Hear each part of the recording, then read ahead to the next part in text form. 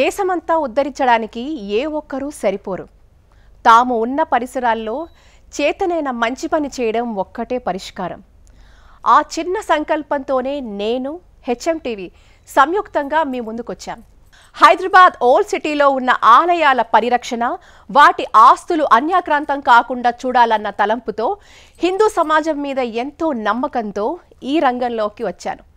పట్టు విడవకు, పట్టుపట్టి సాధించు అనే అటువంటి వేమనామాతుడి స్ఫూర్తిని అక్షరాల మదిలో నిలుపుకొని దేవాలయాల పరిరక్షణోద్యమానికి శ్రీకారం చుట్టాను.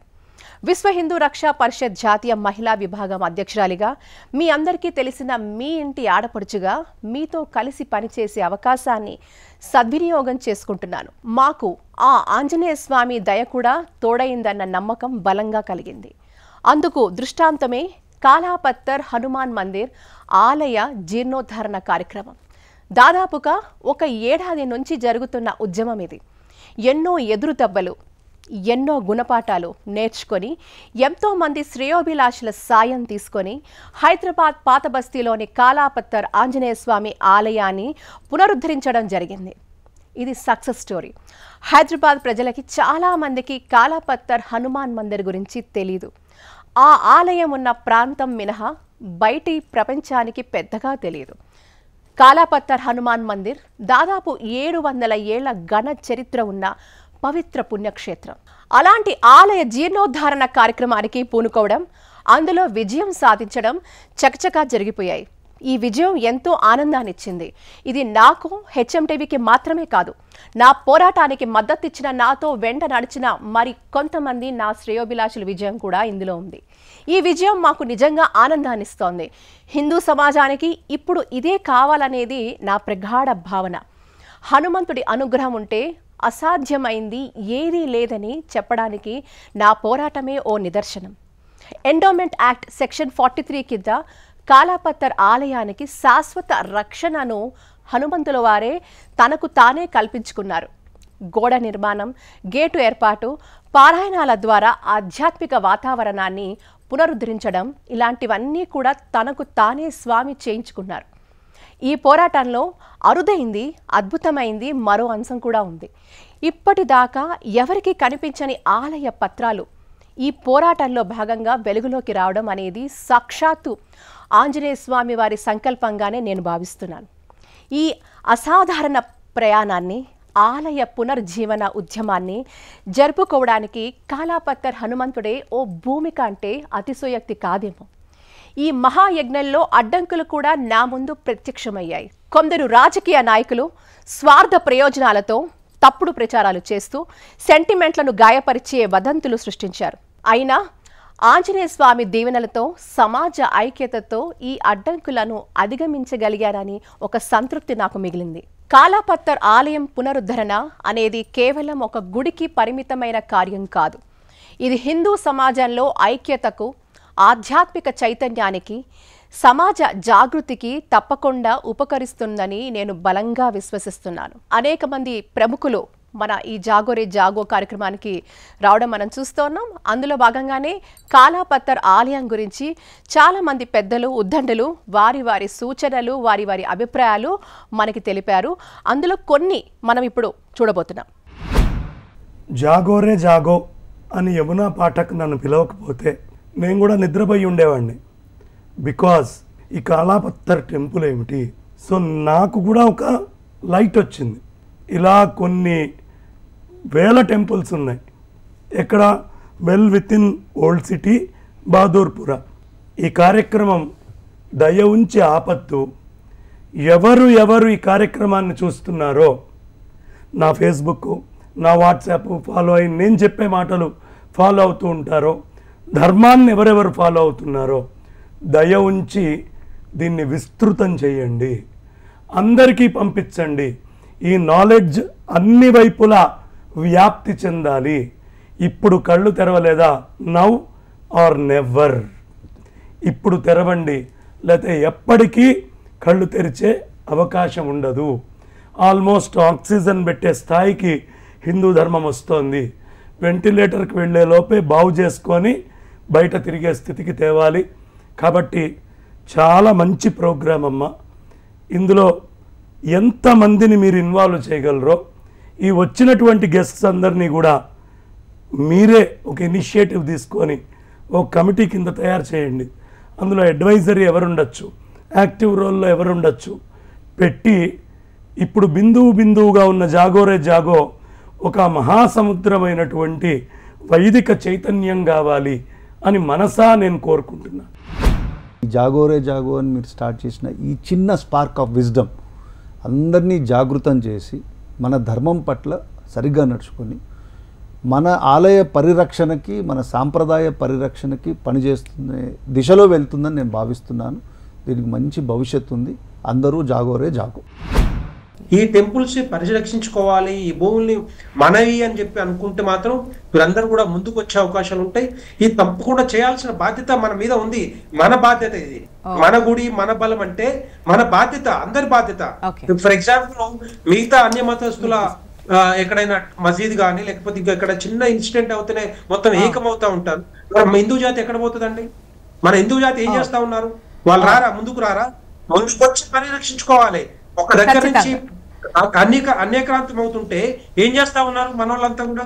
ఏదైనా మన మన అడ్వాంటేజ్ కోసం కాదు, మనందరి అడ్వాంటేజ్ కోసం, రేపు వచ్చే జనరేషన్స్ కోసం మనందరం కూడా కష్టపడాల్సిన అవసరం ఉంది.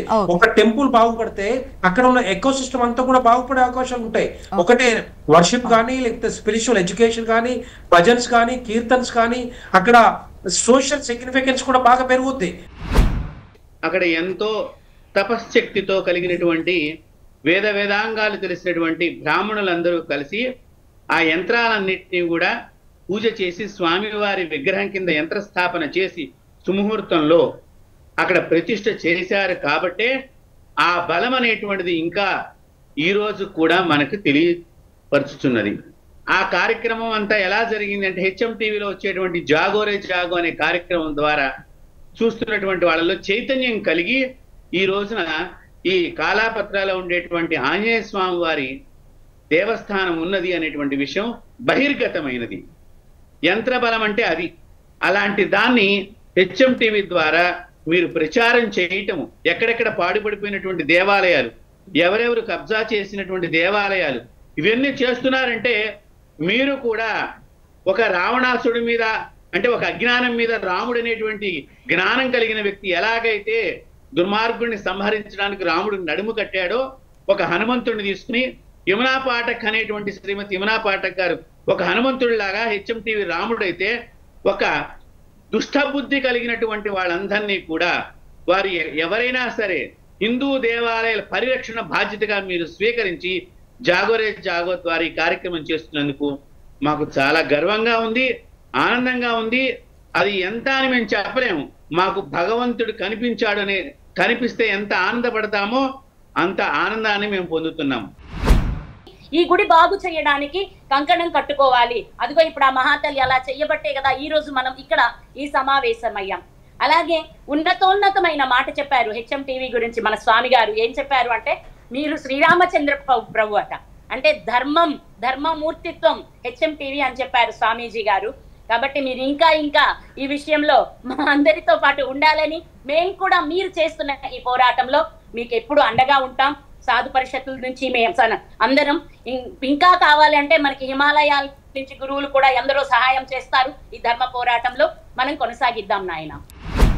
మేము ఇంత పెద్ద ఎత్తున భూములు ఉన్నాయి, గుడికి సంబంధించిన మాన్యాలు ఉన్నాయి. దాని ప్రకారం మన దగ్గర ఉన్న డాక్యుమెంట్స్ అన్ని తీసుకెళ్లి ఎండోమెంట్ డిపార్ట్మెంట్ వాళ్ళకి చూపించాలి. ఎండోమెంట్ డిపార్ట్మెంట్ వాళ్ళు కావాలనుకుంటే రెవెన్యూ సహకారంతో రీసర్వే చేయొచ్చు. కన్సర్న్ పార్టీస్ అందరికి నోటీసులు ఇవ్వచ్చు. అక్కడ కబ్జాలో ఉన్న వాళ్ళకి, క్లెయిమ్ చేస్తున్న వాళ్ళకి, ఇల్లీగల్గా అందులో ఇళ్ళు కట్టుకున్న వాళ్ళు లేకపోతే షెడ్లు వేసుకున్న వాళ్ళు, వాళ్ళందరికీ నోటీసులు ఇవ్వచ్చు. ఇచ్చి రీసర్వే చేసి ఆ సర్వే రిపోర్టు ఎండోమెంట్ డిపార్ట్మెంట్ వాళ్ళు కనుక ప్రభుత్వానికి సమర్పిస్తే ప్రభుత్వంలో ఉన్న పెద్దలు వాటిని రక్షించాలి. అది వాళ్ళ బాధ్యత అవుతుంది. 2 అడుగులు ధైర్యం చేసి ముందరకు వెళ్ళేటప్పుడు ఈ రోజు కూడా సహకరించలేదు అంటే ఇంకా ఏ రోజు మనిషి సహకరించలేరు. కాబట్టి ఇది సరైనటువంటి సమయం, సరైనటువంటి కాలం. ఇప్పుడు అందరూ కళ్ళు తెరిచి ఎట్టి పరిస్థితుల్లో మనం అందరం కూడా అడుగులు ఈ ధర్మాన్ని కాపాడుకోవడానికి వేయాలి.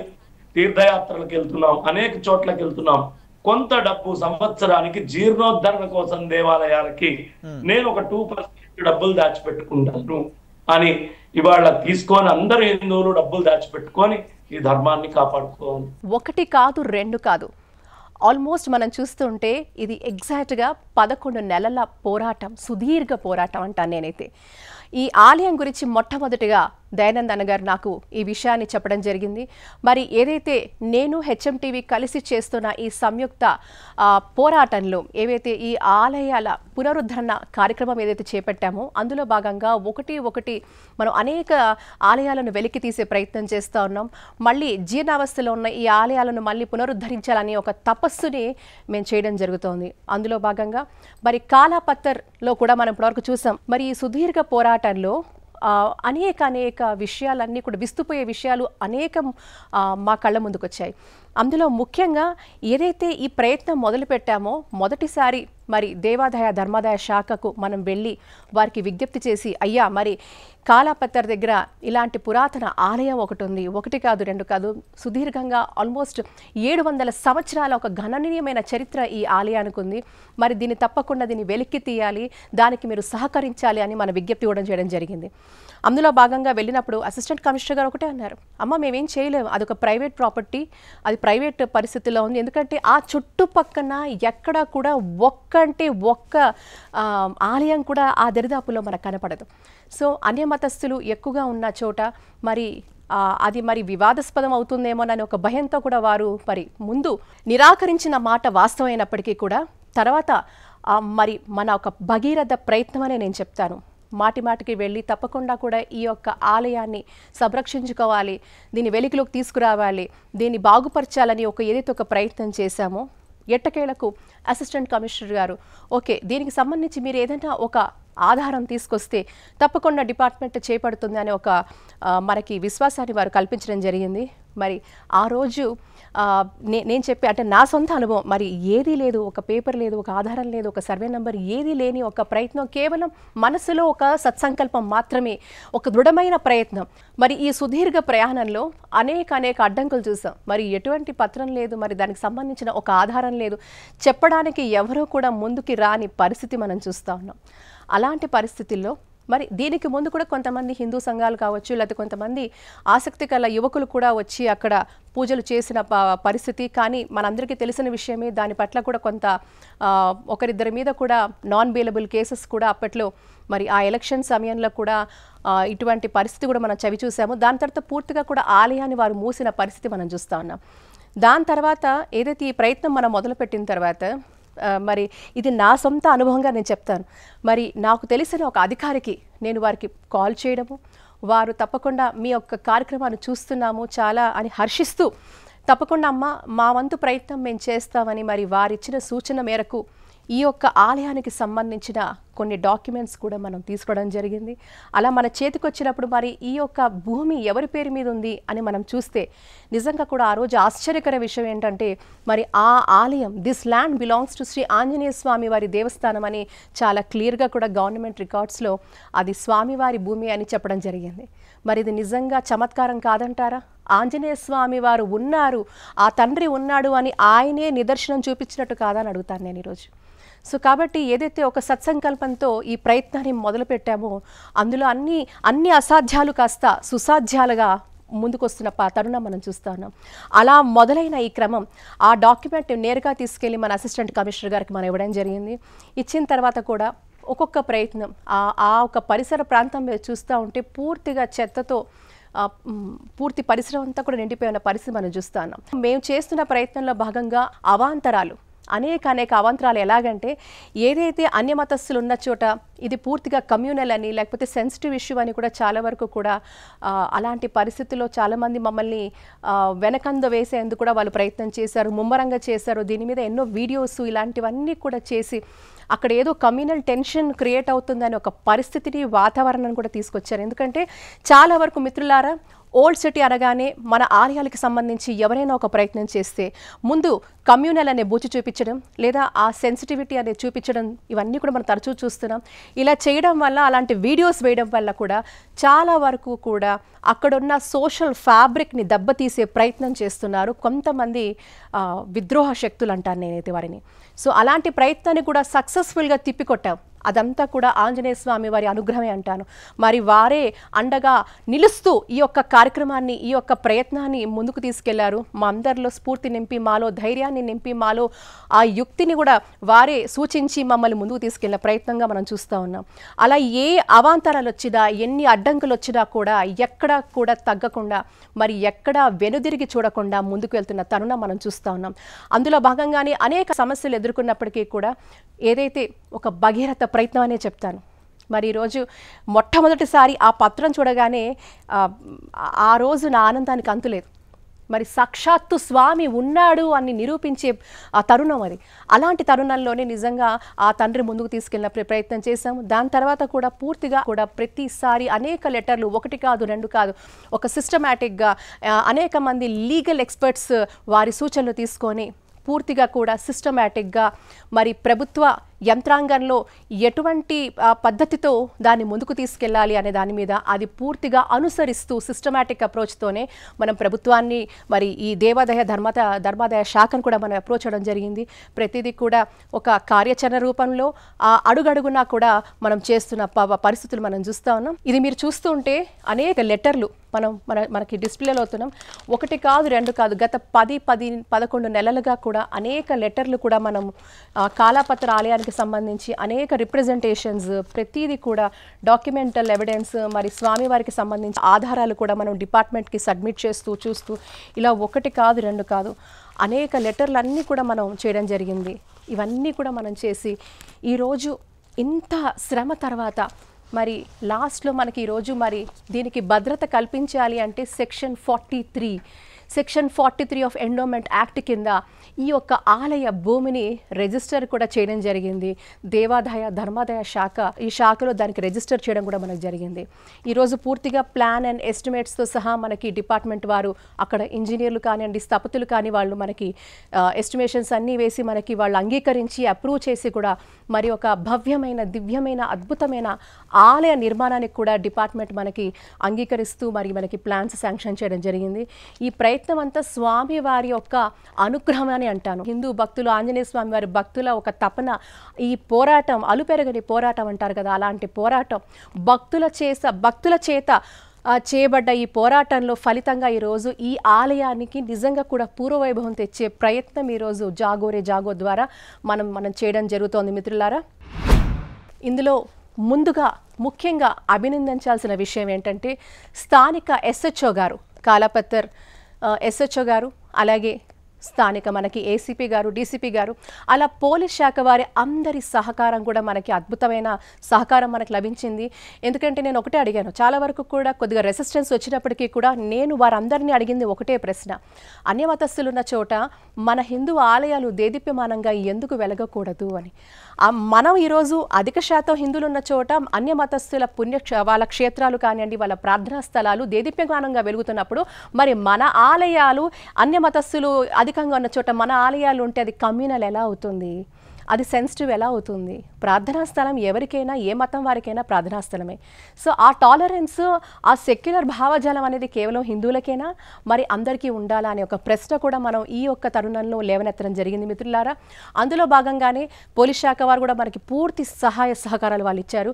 అలాగే మనం మర్చిపోలేని డిపార్ట్మెంట్ ఏదైనా ఉందంటే ఈ క్రమంలో మీరు రూల్ పొజిషన్లో కనుక మాకు తెచ్చిచ్చి అన్నీ కూడా సవ్యంగా ఉంటే తప్పకుండా మేము సహకరిస్తామన్నారు. అదే మాట నిలబెట్టుకున్న వాళ్ళు దేవాదాయ ధర్మాదాయ శాఖ. ఈ శాఖ వారు ఈ ఆలయానికి సంబంధించి మేము చేసిన ఈ ప్రయత్నంలో అసిస్టెంట్ కమిషనర్ గారు కావచ్చు, ఇన్స్పెక్టర్ గారు కావచ్చు, అడిషనల్ కమిషనర్ గారు ఇలా ప్రతి ఒక్కరూ కూడా యావత్ వాళ్ళ టీం ఎవరైతే ఉన్నారో వాళ్ళందరూ కూడా మాకు సహకరించిన మాట వాస్తవం. కాబట్టి ఏదైనా కూడా సిస్టమేటిక్గా వాళ్ళు చేయాల్సిన విధి విధానాలలో తప్పకుండా అది ఉంటే చేస్తామన్నారు. ఆ విధి విధానాలకు అనుకూలంగానే మరి మేము చేసిన ప్రయత్నాల్లో కూడా వి రెస్పెక్ట్, అంటే ఏదైతే ఒక ప్రభుత్వ పనితీరు ఎలా ఉండాలో ఆ సిస్టమేటిక్లో వాళ్ళు సిస్టమేటిక్గా చేయాలంటే కూడా కొన్ని రూల్స్ ఉంటాయి. కాబట్టి ఆ రూల్ పొజిషన్లో మేము కూడా ఆ స్వామి దయ వల్ల ఆ స్వామి పూర్తిగా కూడా దీనికి సంబంధించిన ప్రతిదీ కూడా మరి ఆయన ఒక అనుగ్రహం ఉంది కాబట్టి మా వరకు రాగలిగాయి. మా వరకు వచ్చినవి డిపార్ట్మెంట్ వరకు చేరవేసి మరి దీన్ని చక్కగా కూడా మరి దీనికి ఒక అర్థవంతమైన దీన్ని తీసుకొచ్చి ఒక ప్రణాళికాబద్ధంగానే ఈ ఆలయ పునర్నిర్మాణానికి శ్రీకారం చుట్టాం. సో ఒకటి కాదు, రెండు కాదు, అనేక శక్తులు, అనేక దుష్టశక్తులు మరి ఈరోజు హిందూ ఆలయాలు పరిరక్షణ పునరుద్ధరణ జరగాలంటే మరి చాలా వరకు ఇందులో అడ్డుగా నిలుస్తున్న వాళ్ళు సోకాల్డ్ మనం చెప్పుకుంటున్న చాలామంది హిందువులు ఈరోజు దాన్ని ముందుకు వెళ్లకుండా చేసే ప్రయత్నం చేస్తున్నారు. ఇందులో చాలా వరకు కూడా రాజకీయ నిరుద్యోగులు కూడా దీంట్లో అడ్డుపడే పరిస్థితి మనం చూస్తూ ఉన్నాం. కాబట్టి భక్తి వేరు, రాజకీయం వేరు. ఈరోజు ఈ స్థాయికి వెళ్ళగలిగామంటే భక్తుల విశ్వాసంతో కూడినటువంటి ప్రయత్నంగానే మనం చూడాల్సిన అవసరం ఎంతైనా ఉంది మిత్రులారా. అలాగే హనుమాన్ జన్మోత్సవం నాడు చాలా అంగరంగ వైభవంగా కూడా స్వామివారికి 108 సార్లు హనుమాన్ చాలీసా పారాయణం చేశాం. ఒకటి కాదు, రెండు కాదు, అనేక మంది భక్తులు మరి భాగ్యనగరంలో ఉన్న అనేక మంది క్షేత్రాల నుంచి కూడా అనేక మంది హిందూ భక్తులు రావడం జరిగింది. విశేషంగా మహిళలు పెద్ద ఎత్తున పాల్గొన్నారు. మరి అక్కడ స్వామివారికి చక్కగా నిత్య కైంకర్యాలు, పూజలు, మరి స్వామివారికి సంబంధించి పారాయణ స్తోత్రాలతో స్వామివారికి చక్కగా నిత్య పూజలు కూడా మనం ఈ యొక్క హనుమాన్ జన్మోత్సవ సందర్భంగా కూడా చేయడం జరిగింది. సో 50 సంవత్సరాలు తర్వాత జరుగుతున్న పరిణామం ఇది. ఒకటి కాదు, రెండు కాదు. ఈరోజు శాశ్వత పరిష్కార దిశగా ఈరోజు నిజంగా కూడా అకుంఠిత దీక్షతో అచంచలమైన విశ్వాసంతో స్వామిని నమ్ముకుంటే తప్పకుండా స్వామి దారి చూపిస్తాడు భక్తులకని నిదర్శనంగానే చూస్తున్న ఏదైనా ఉందంటే ఈరోజు కాలాపత్తర్ హనుమాన్ మందిర్ ఏదైతే ఉందో ఇది నిజంగా కూడా ఆ స్వామి చమత్కారం, ఆయన చూపించే ప్రత్యక్షంగా కూడా స్వామివారు ఆయన లీలలు చూపించిన క్షేత్రంగా మనం చూడాల్సిన అవసరం ఉంది.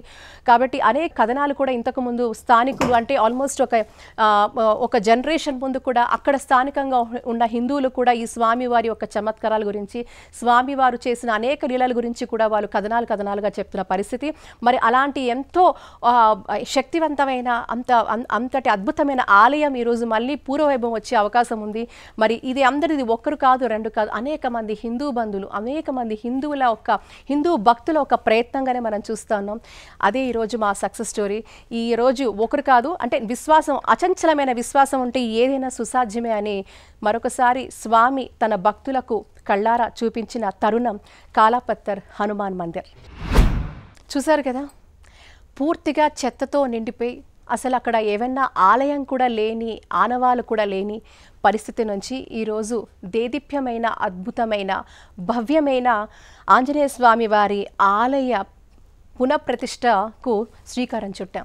అనేక ఒడిదుడుగులు చూస్తూ వచ్చాం, అనేక ఆటంకాలని ఎదురీది నిల్చున్నాం. ఇవన్నీ కూడా అంటారు కదా, ఆంజనేయ స్వామి వారి అండగా దండగా మనకి ఆంజనేయ స్వామి వారి ఆయన ఒక పూర్తి బలాన్ని మనకి చేకూర్చారన్నదానికి ఎటువంటి సంకోచం లేదు.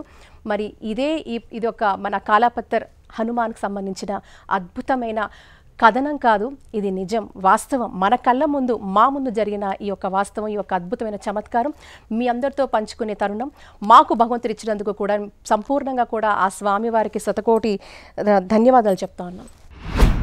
ఇది ఈ వారం మా జాగోరే జాగోలో మా సక్సెస్ స్టోరీ, మా ఇంపాక్ట్ స్టోరీ.